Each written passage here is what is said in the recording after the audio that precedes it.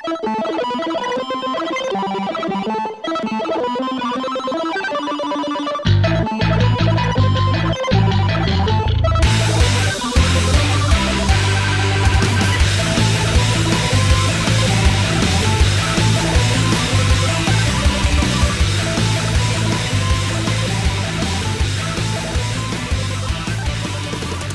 and welcome to another special holiday episode of the Rollin' 20s. I am Jeremy. Remember, you can subscribe to this show and several others in the MSP library at missionstarpodcast.com. You can like us on Facebook, subscribe to us on iTunes and on Stitcher. Follow us on Twitter at the Rolling 20s. You can send us any fan mail, suggestions for the show, or hate mail at mspfreight@yahoo.com. The music you heard at the beginning of the show is by Machinae Supremacy. You can find more of their discography for free download at machinaesupremacy.com, as well as their latest couple of albums on amazon.com. Again, this is another special episode based on a panel that I managed to host at the Great American Comic Con in Las Vegas, Nevada. This one ended up a little differently. There was originally a few people to do the panel, but because of varying reasons, two of them had to back out. That left me in a one-on-one situation with Terry Moore. Terry Moore is a fascinating man because not only is he currently working on the horror comic of Rachel Rising, he also worked on Echo, and he is the creator and self-publisher of Strangers in Paradise. That is an Eisner Award-winning book. It is very well hailed from the 90s all the way through to today. It's really well regarded for its storytelling, and Terry Moore will actually explain in the panel how he came up with the idea behind Strangers in Paradise. It was absolutely fascinating. It's the reason why we're going to check out Strangers in Paradise in our next regular episode of the Rolling 20s. So I will warn you ahead of time, the audio is a little bit quiet because when it was just Mr. Moore, I actually invited a couple people to come up front to the desk and actually sit and have a more intimate conversation with him, so he didn't have to speak as loudly as the others. But still, very cool guy. I think it was an awesome interview simply because we found out a lot about his thought process and being a self-publisher in comics. How many guys will give you an honest answer about how to do this and actually get your foot in the door, as well as create your own comics? Not many guys do that for you. So sit back, relax, enjoy. Thank you very much. We will see you again in the new year, and we look forward to talking to all of our friends around the world and meeting more creators. Have a great one, people. Right here. Sit right here. I've worked. Sit right there. You a little sucker in my mouth. Sit on Papa Terry's lap. No. I actually was looking for after earlier. I went looking for your Rachel Rising. I'm trying to find it. I'm going to read it tonight. Oh, okay. See where I can. Somebody's got to have it. We've had it. We have. You have it. You're selling it yourself. Yeah. My box with 1 and 5 are not in there, but I have 6 trades, and I have all but the trades. I have all the trades except for 1 and 5. Do you have the individual issues? No, there's too many to carry. I'm up to 37 now. Now, you guys know who this is, right? This is Terry Moore. This is the owner and creator of Abstract Studios, the guy in charge of Strangers in Paradise. He's doing Rachel Rising right now. Now, I mean, to get into self-publishing, what was that time where you decided you were going to start your series? Okay. I'm going to dish the dirt about you. How did you start the print? Okay, I started in 93. I had a day job I didn't like anymore. I was desperate to get out. And I was a TV editor, which was actually good training for being a comic book guy because, you think visually. But I discovered the self-publishing movement. At that time, there were a lot of guys like Jeff Smith and Dave Sim who were making their own book. I never got into comics because I never thought I could draw like Jim Lee, right? There was the standard, so if you can't do that, to hell with you. So I never did anything. But I was making stuff at home, and I was doing, whatever my day job was. And then I saw I got in my mind that I wanted to be a comic strip guy, so I spent 5 years trying to come up with comic strips. I got a big tub full of rejects, and I finally decided that's not going to work. And I saw the self-publishing comics where something like Dave Sim, where they would have, it was not good drawings, and the guy could take an entire comic book just to light a cigarette and talk his ass off. And I thought, well, I can do that, So I went back to all those comic strip things, and I put them on the floor, and I put all the derivative copycat stuff in one pile, and I put anything that was an original character in another pile. It was a short little pile, and it had these 3 basic characters in there, in all these different morphing form looks. There was this feisty girl, the girl next door, and then this guy that got along with both of them. And I took those 3 characters, and I did a love triangle. And you have the characters for a normal love triangle right there. And I miscast them. I had them hand their script one actor to the right. So the guy in the motorcycle jacket becomes the little blonde girl that shoot. The girl next door becomes the guy, and then the good guy becomes my Francine character.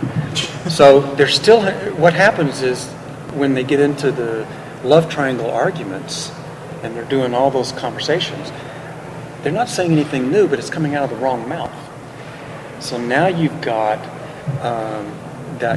the little blonde in the leather jacket fighting and busting down the door, fighting for that, we need to make this work. I don't understand why it's not working, da-da-da.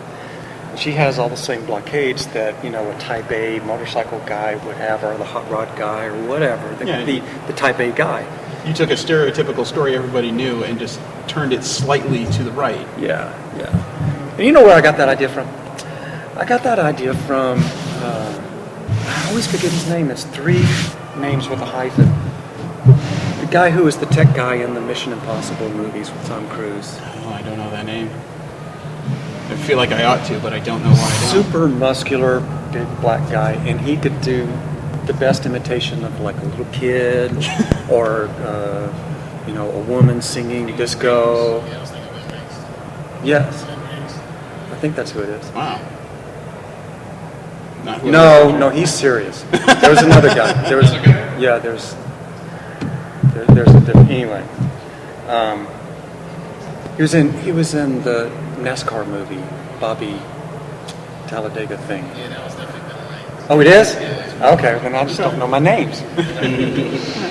Anyway, there's a guy who could act out a character. If he was in an acting class, pictured an acting class, and you typecast all of everybody by look, and then give them the wrong script.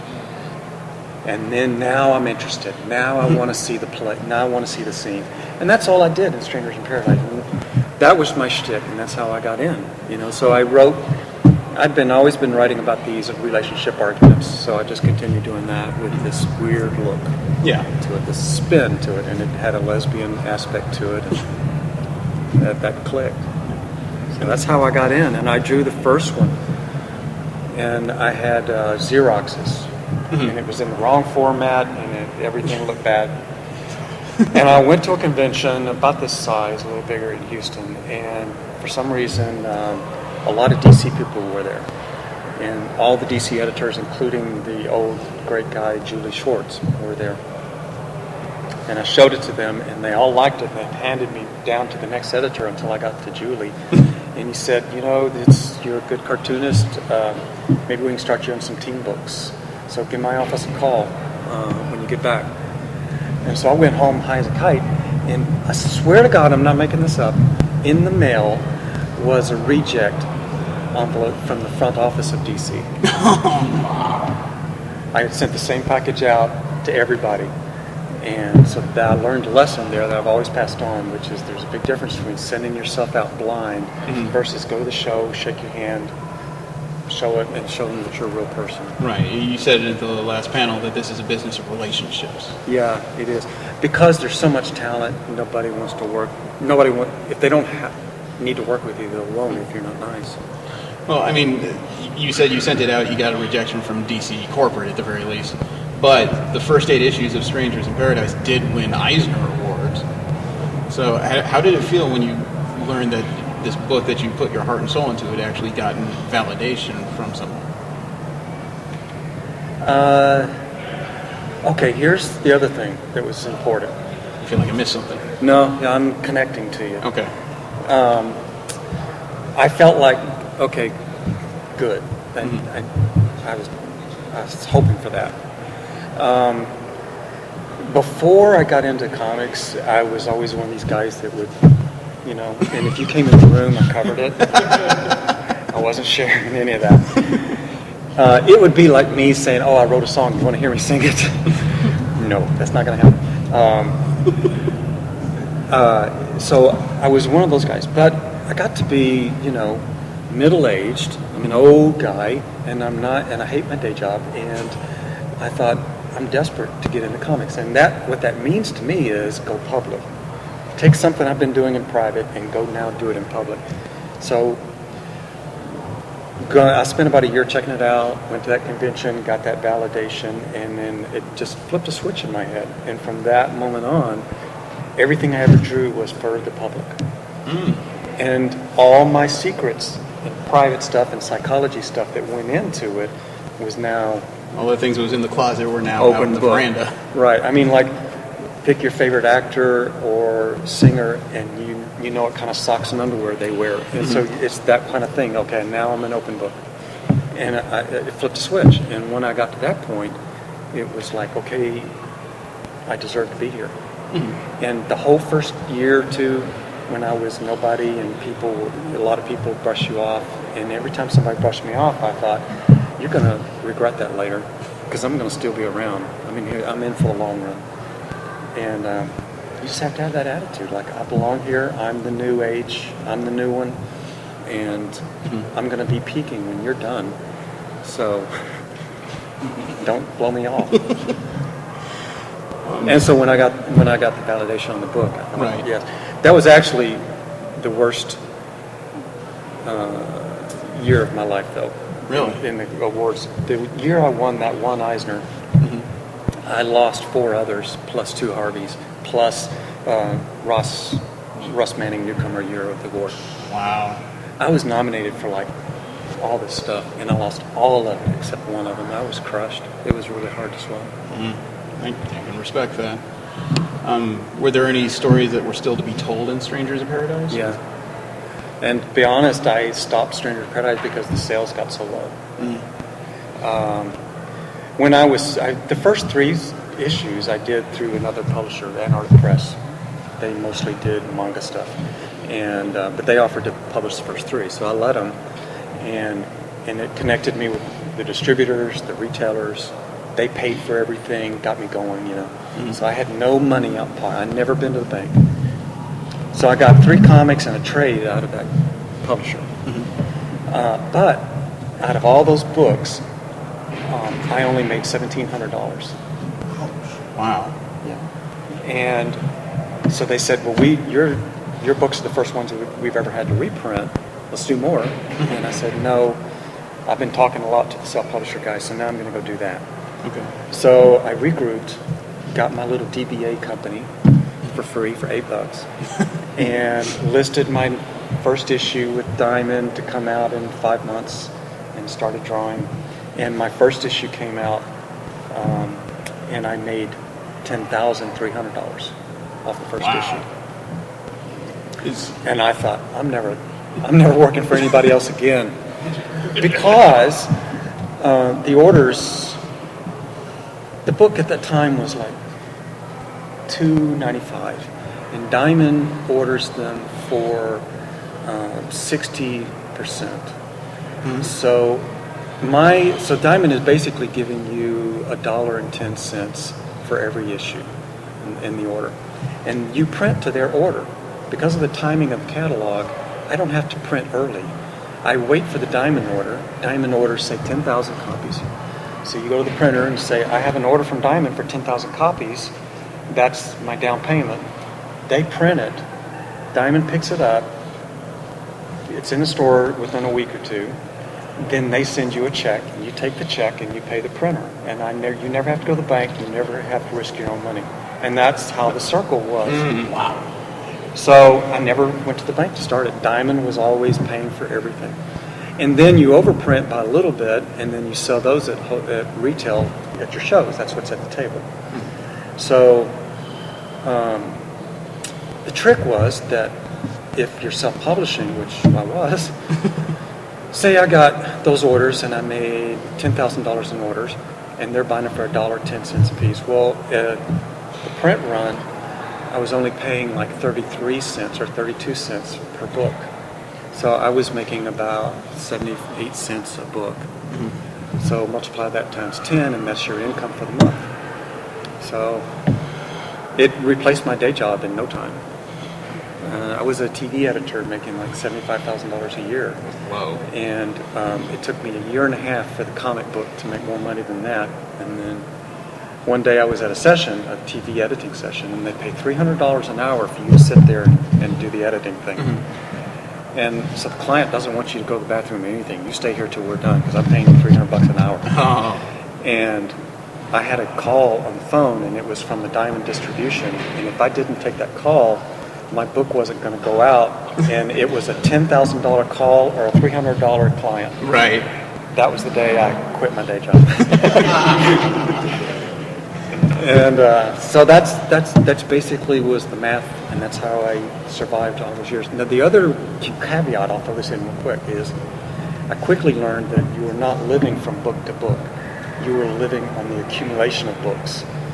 Because you're self-publishing, you can keep things in print and sell them.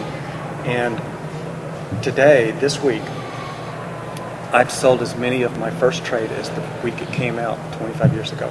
Wow. Every week, the same. I sell 100 of those trades every week for the last 25 years. It's like a little gas well. It's never a big success. It's just like a lot of little gas wells that just keep producing, you know. So now I have all these trades, all these hardcovers and softcovers and things like that. And they all sell, and they're all in different languages. And I don't remember how many times they've been reprinted. And people say, "How big is your readership?" And I say, "I have no fucking idea. I really don't know." Okay. You look like you had a question. Yeah. So you said when you were self-published and you had that Diamond connection. Did that come from you originally? They existed for everybody, and I met my Diamond people through that first publishing company, through Antarctic Press. If I hadn't met them through Antarctic, I would have had to make the cold call and all that. But they do go to the big shows. Like they have a booth at San Diego, and they take meetings, and they look.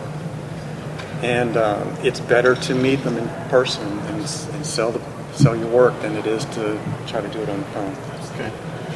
You look like you have something you want to ask too. Because you design these characters, I'm a little confused when it comes to copyright and trademark. I mean, these are things that, as an independent, you need to know. I mean, did you have any issues involved with that, or were you lucky enough to have someone explain it to you?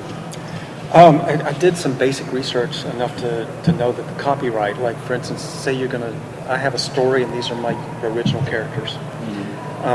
What I did was, they actually have instructions. If you go to libraryofcongress.org, they'll have copyright instructions, and they're very, very generic. You get your character sheet and a brief description, one-page description of what you're copywriting, and then you can just fill out their form and register it as an original piece of artwork that you're copywriting. You mail it to them with a $25 fee, and that'll do it. Or you publish it. And because it's published and you have a date of publication on there, you have now, as of September 1, 2015, this book is now publicly known as being yours. Because it's already on the record, it's an easier process? Yeah. Okay. Yeah, it's printed, there's the date, it's irrefutable, it went to stores, everybody knows it came out in September of 2015, it's yours. So if somebody else comes out with it next year, hey, whoa, that guy did it in September of last year. You know? So that works too. The reason you go to a lawyer and get a more expensive version is for penalty fees. You can win a court case with just this $25 registration or proof of date. You can win a court case. If you want penalty fees on top of that, like for instance, twice Neil Gaiman has taken people to court to sue for plagiarism, and he won and got $1 million penalties both times. One of them was off of Frank Miller, and one of, was it Frank or was it Todd McFarlane? I think it was about Todd and Angela. Yeah, there was the Todd one, but there's been another one, and maybe Todd's lost twice. Maybe that's what I'm thinking. He lost to Neil, and then he lost to the hockey guy. Okay. And That's what the big deal registration is about, is to enable you to get those penalty fees. Okay. Do you think this may be I'm not trying to split hairs, but when you started Strangers in Paradise, a lot of the self-published medium was paper.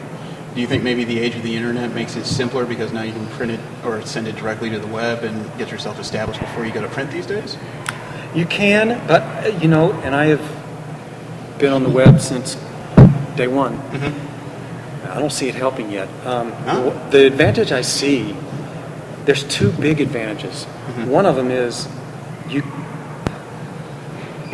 it has destroyed the myth that the publishing company is your big daddy who saw your potential and brought you along. Okay. That's a parent myth. It doesn't exist.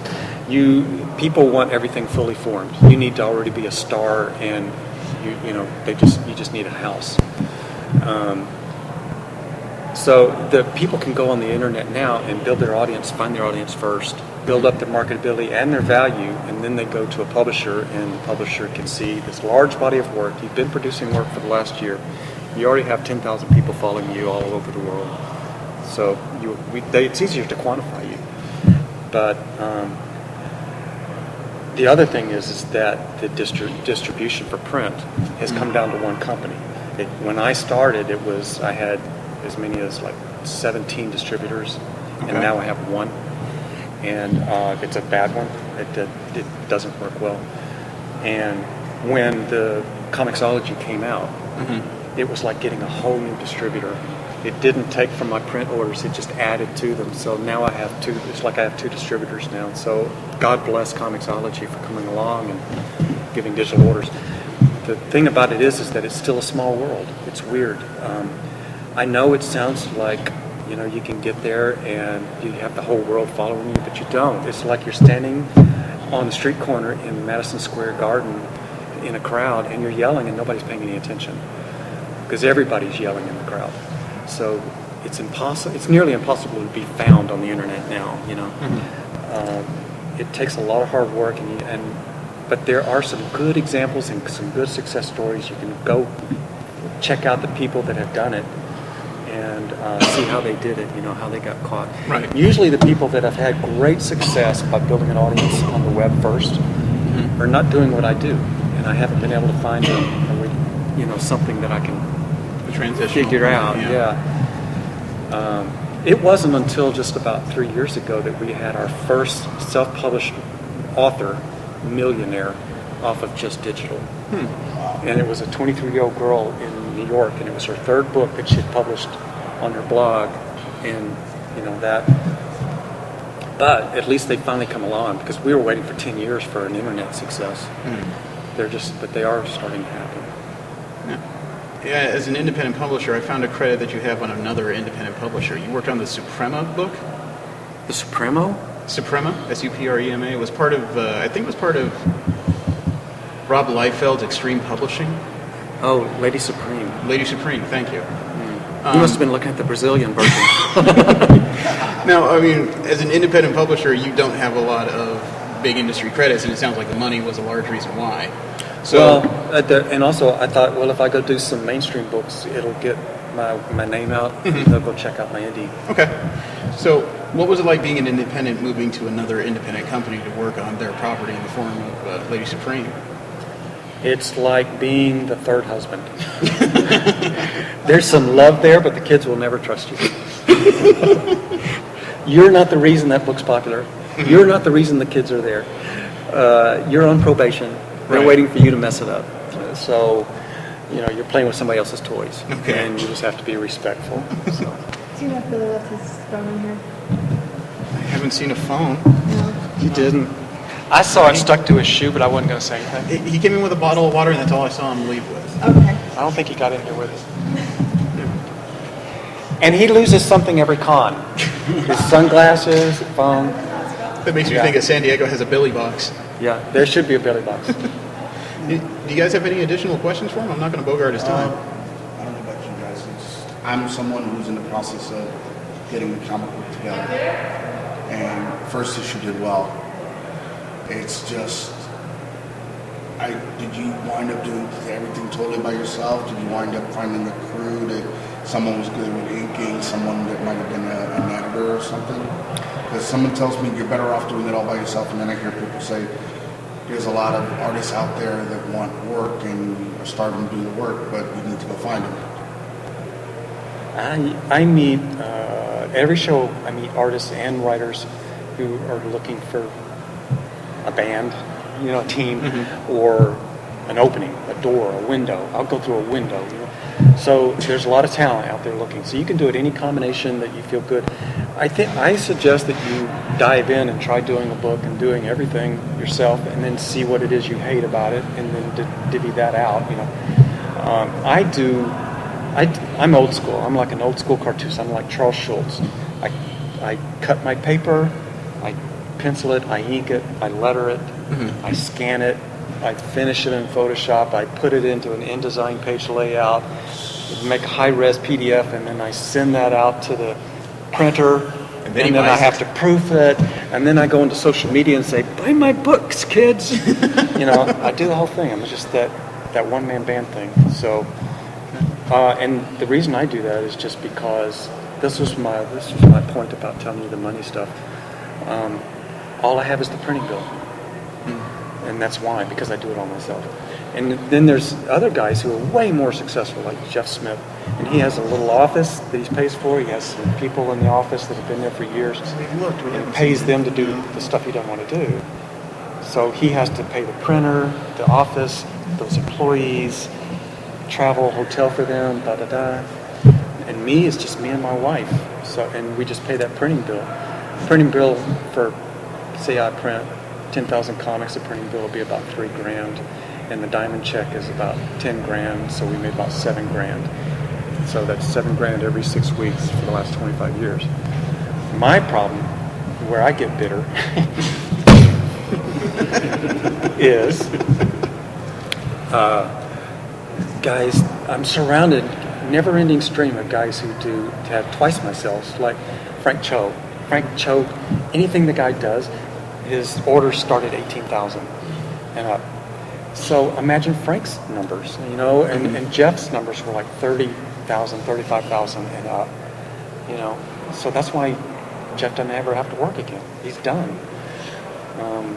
But me, I've always okay, I'm just living book to book. If I don't do the next book, I'm not going to be able to pay rent. And that's how it's been. That's why I'm still here, But it's been a good life, and I would have rather have done this than my day job. So, do you think? You managed to sell yourself as a creator at conventions. Do you think conventions are also a good way to hook up with other creators that might help you polish up your stories or projects that like these guys are working on? Absolutely. And I'm a big believer in band dynamics. All my life, I've wished that I could be with 2 or 3 other guys who were way better than me. And they'd pull me into something much bigger than I ever could have gotten into by myself, Because I started life as a musician, and so I always saw that the band was so accomplished things that the individuals just couldn't. And so I see that in comics too. You'll see some guys who've known each other from school or whatever. They have a lot of synergy, and what they put out has this great combination in it. And it usually is some sort of sweet and sour, salt and pepper, yin yang thing going on that it alone is not, but together is great. I just never found anybody, but I do think that getting out here and to shows and connecting with people is a great way to find that. Whatever it is if you're really good at this and you need that, there's somebody out there that does it. Okay. You have an expansion? Yeah, question. So what's one lesson from self-publishing saying that it's like, man, I wish someone would have told me that when I first started. I wish I would have read that somewhere. What's one thing that you say that really made an impact? The one thing that has made the biggest impact from day one was try to be not like anybody else, because they're already out there. There's no point. Nobody wants a second Jim Lee. Nobody wants a second Todd McFarlane. Nobody wants a second anything you've ever heard of. And if you look at the top names, they're all completely different from each other. And once I kind of saw that, I looked around and I saw it everywhere. It was like this Matrix epiphany thing. I thought, oh my God, everything in the museum is the first of it. It may not even be the best of it, but it was the first one because that's what's in the museum. And that's the reason my music career tanked, because I was in a cover band. So I spent my whole musical I had these aspirations, but it's not. You're never going to go anywhere doing other people's shit. The world is desperate for what's ever in your head. I figured this out my first year. This is like a pep talk thing, but it's true. If you listen to all the pep talk people, they all say the same thing. No matter what it is you want to do, there is an audience for it. They are waiting for you, and they're looking for you, and it's your job to reveal yourself to them. So, say for instance, what you want to do is about a comic about a girl who turns into a fire hydrant, and you draw it like Lichtenstein. There are thousands and thousands of people that would go nuts over it. It's just your job to do it, make it exist, and then let them, once it does exist, once you've done the creative, you kind of have this manager role of get it out there, let them know that it does exist, connect to your audience with the thing. I didn't want to go so close to home, but you made me do it. You find lipstick on it, you know what you did. That was better than, you saying, talking about all the sex options. So, I'm just saying, guy, if you do something original, people flock to it. And the other thing that I learned in the first year was all my life I never understood it, but every time you were in a writing class, you hear people talk about be brave in your writing. Mm-hmm. What the hell does that mean?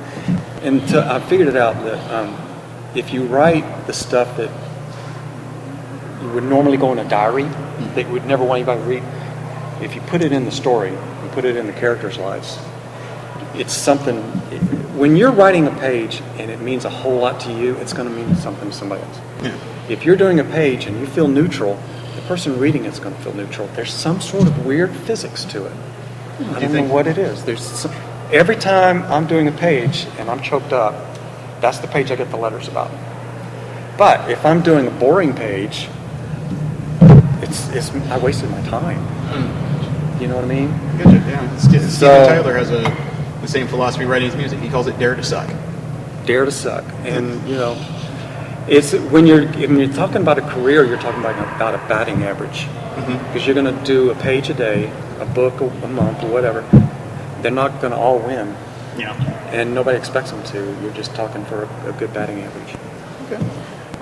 Starting to run a little short on time. You guys have anything else you want to ask? Question. So back to self-publishing. Is it one thing that maybe cost you some money and you're like, man, yes. I'm not going to do that again? Yes. What is it?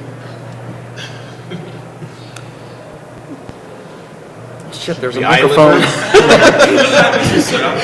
but What's that? No, he's trying to think of what it is. Yeah, you don't got to be specific. Nah, I'll just twice I have signed on with another publisher to do something, and both times it never really took off and worked like I wanted it to. And looking back at it, I lost a lot of money that year. A year for that one and a year for that one. And it taught me that I can't hook my ship up to somebody else's big yacht. It will never help you to hang out with millionaires. Don't hang out with millionaires because they're self-made and they're working for themselves. Every deal they do is for themselves. Their success is not going to rub off on you. And everybody is on their own. And whether you're making $1 a year or $1 million a year, you're on your own to navigate and get down that playing field. And they'll be waiting for you at the other end. They'll be happy to play with you, but they're not going to get you there. So that is, yeah. So when somebody comes to you with that impressive name and says he wants to fund the comic book company and we want to pay you it's really, you got to think twice. Is this really going to get me where I want to go? Am I using him or is he using me? Your conversation is really reminiscent of the late George Carlin, and it sounds as if you're saying, one, be yourself, and two, know your craft. Yes. Be totally invested in who you are, and because that's the best thing you got going for you. The only thing you have of value is in here. It's in your intellectual, because everything that happened in your life, it makes you unique. And when you can get that, prism the world through your head and spit it out, and now it's something worth seeing. Anything else before we let this man get back to work? Man, good luck to you guys. Thank you for sitting down. Yeah, happy to do it. I hate to turn you away with just a conversation about movies. I really wish we just They were really into that. I know they were good. Brooklyn, that's a really good movie. I guess I better go see it. I feel like I'm All right, thanks again. Sure. Oh, Budget, actually thanks have- for all the good guidance. I'm in film production actually, so. Oh, okay. Well, you know. Yeah, yeah.